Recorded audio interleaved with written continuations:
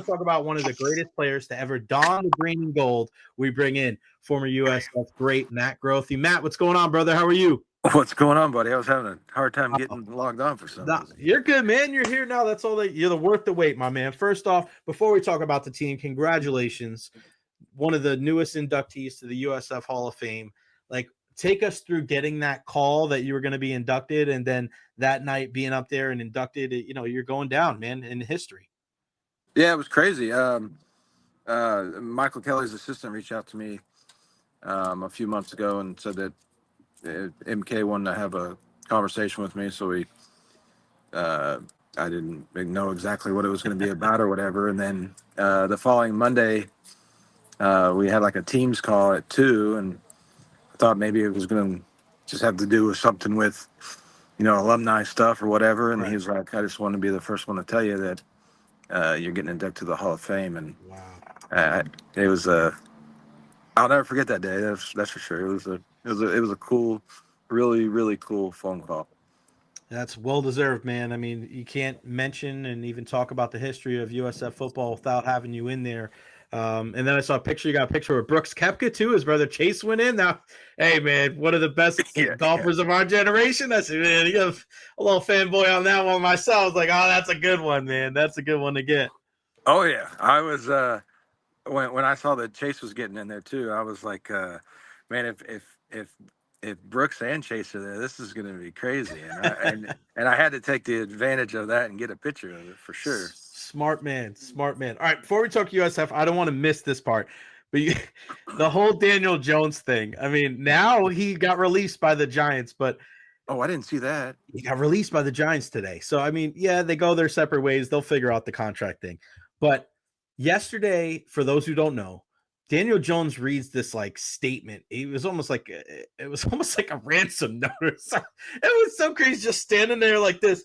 And then Matt, you put something out there about like it was almost like your daughter. What was it? What did you say? You tweeted out something. It was like so on point. It was like when my 7-year-old daughter is reading a letter that she wrote to me at school, and obviously a 7-year-old is going to have a little hard time reading something, and it literally like a ransom note though. It's like almost like his wife was standing behind him, like, if you don't read this, you're getting kicked out of the house.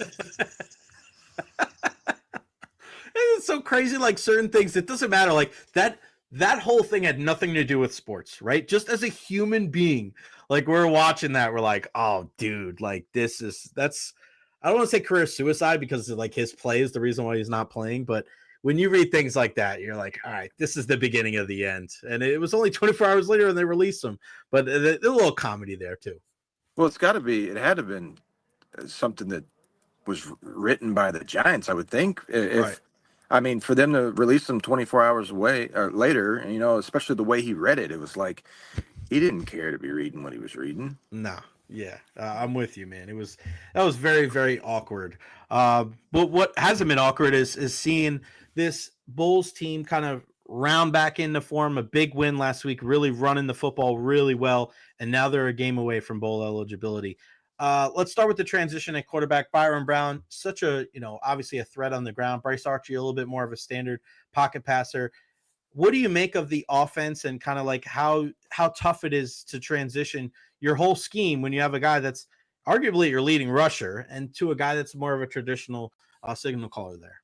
Yeah, I mean they're obviously completely different types of quarterbacks, and I mean I probably won't get too much hell for saying I do miss watching Byron on the field, but I do know that he's been practicing all week. So, and the line on the spread has gone up the last couple of days. So I'm hoping that means that maybe Byron's going to be back out there this week and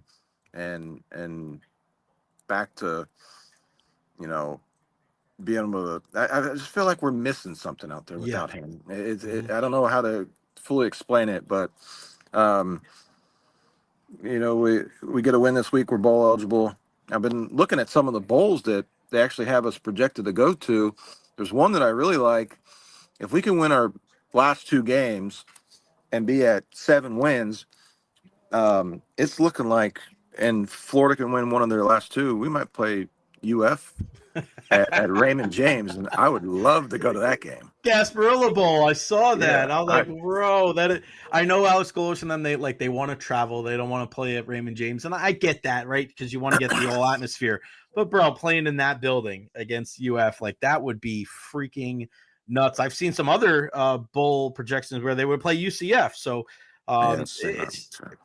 it's pretty crazy how this whole season has gone. I was there in Tuscaloosa against Alabama, one of the craziest atmospheres ever.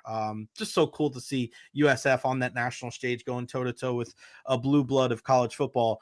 What is your take, Matt, on the job from Alex Golesh, year 2? I mean, it was rough, man. I liked Jeff Scott as a human being, but it was just so tough to see the team as poorly as they were. It's a new age. I think we may have had too lofty of aspirations going into 2024, but what is your take on Golesh here after almost 2 full years at the helm? As a human being, he's a hell of a dude too. I actually got to talk with him the day before my induction. I sat there and he walked over to me in the middle of practice, and I thought it would be like a 2 or 3 minute conversation, and we sat there and chatted for 20, 30 minutes. Wow. Just about Byram, about football, about life, about a lot of things, the new stadium and everything. And he's I haven't seen a coach this passionate about the program since I played and got to be around Jim. So I'm looking forward to it. Years to come. I think he's going to be here for a while, and obviously 2 years in, if we can get another win, it'd be nice to get 2 more and go to back-to-back bowl games under his belt. It's only going to be that much better for next year. And then I know we got some really good young talent, especially in quarterback room. There's a couple of kids that I keep hearing about here in the future. So I'm looking forward to the future with Coach and the stadium coming and everything that's just going on around campus right now. Have you been to the indoor practice facility yet? Oh yeah. I was I was there last Thursday, and I think I said the word spoiled brat 15 times. These kids are, dude. They don't know. They don't know what you went through, Matt. No, well, I mean, it's so nice, and you don't have to, you don't ever have to worry about weather or anything. I mean, you're in there and it's raining, you're good, and you don't have to worry about the heat during the summertime, and it's going to look really cool with that stadium being almost attached to it and be able to walk right out of that going onto the field. So. Yeah, it's a great, I'm so excited. I think I tell people all the time that if you're not on the green and gold bandwagon, man, jump on, because the next 10, 20, 30, 40 years, it's going to be insane. This is we're at the infancy of what USF football and athletics, because we know everything trickles down from the football program. Matt, one thing I love about USF is that people always talk about when you were there and the heights of this program. When you have people come up to you and say, Matt, I was at this game, or I remember, like, that's something that's never going to go away. Does it get old when people come up to you and they bring back and they relive those old memories when you were under center? And no, I'm honestly the biggest thing. I'm surprised anybody even still recognizes me. Honestly, I don't have a hair like I had when I played, or a mohawk like I played. But no, it happens more than I think a lot of people expect. Just people coming up to me and talking and just wanting to talk ball or whatever. But no, it took me a long time to realize how big of an impact that those few years when we were all there and balling out made on not only on the university but the city of Tampa. So it's something I'll never forget. That's for sure. Yeah, I almost compare it to when people say like they're big pro wrestling fans and they're like, oh yeah, I watched it when it was like Stone Cold and The Rock. Like, that was you, bro. Like, they were like, oh, I remember Matt Grothe, bro. Like, that was my guy. He did his thing. And it's cool to see, because I see it from afar. Like, I'll be there and you'll be, at a game or something, and then there'll just be like a flock of people and they'll just like all walk up to you like, hey man, what's going on? Like, that's got to be a great feeling. Like, it's never going to get old. And I think this is another reason why it's so cool that all this stuff is being built, because you're going to look back on all the people that kind of paved the way. Right. Who are some of the other people that you look like, who are some of your, like, your favorite teammates that you keep in touch with, that you kind of, commiserate and you talk about some of these, like, and you remember those good times? Well, I got a couple of group chats with some guys. I bet. Yeah. But there's a bunch. Andrew Ketchell's probably one of them up there. He was Andrew Ketchell and Ben Busby. They were both my roommates my sophomore, junior, and senior year. So we all still keep in contact. But there's a good 10 to 15, and then my best friend still to this day, Eric, who was our long snapper when we were there. I'm actually going up to see him in Kentucky on December 5th to go deer hunt for a week. So I always go up there and see him. At least try to get up there once a year and hang out and do guy shit.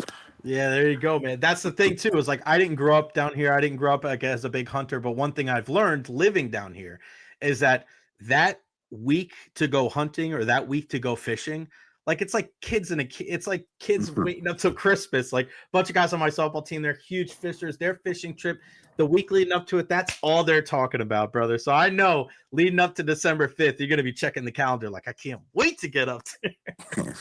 My wife keeps telling me that I need to leave now because I keep talking about it too much. So. Trying to have a real conversation. You're like, yeah, but I got to get that.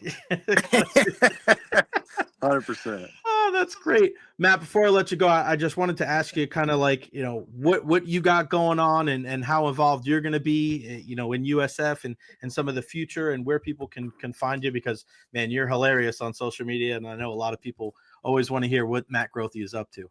I mean, I'll always be involved with USF. Anytime I can help out or do anything, I'm always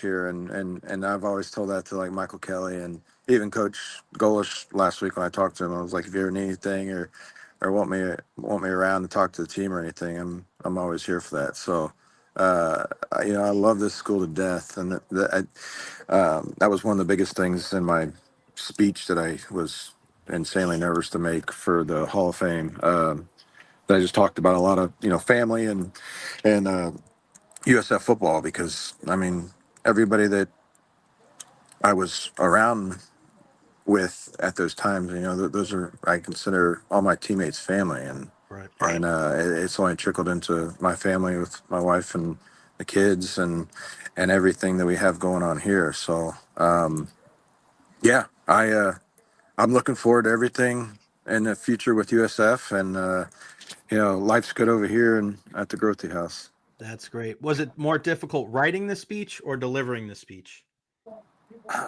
Definitely. That's a good one. You gotta think about it. No, well, it's kind of the night that Michael Kelly told me and my wife celebrated, and I think I celebrated a little too much. And so I wrote it half drunk at about 11:30 at night, and I never looked at it again until I got up there. Because I was like, if I look at it again, I'm going to want to change things. Yeah, you're going to overthink it. And I knew that everything that I wrote down came from the heart. So I was like, I'm just going to get up there and look at my notes and go off that. And that's what I did. So it was definitely more nerve-wracking doing the speech than writing it. Oh my God, that's such a great story, man. That's like one of the best speech stories that I think I've ever heard. Matt, I appreciate you, brother. You are the man. At mgrothe8 on Twitter/X. Always appreciate your time, man. Enjoy hunting, and we'll talk to you again soon, buddy. All right. Thanks. Always a pleasure.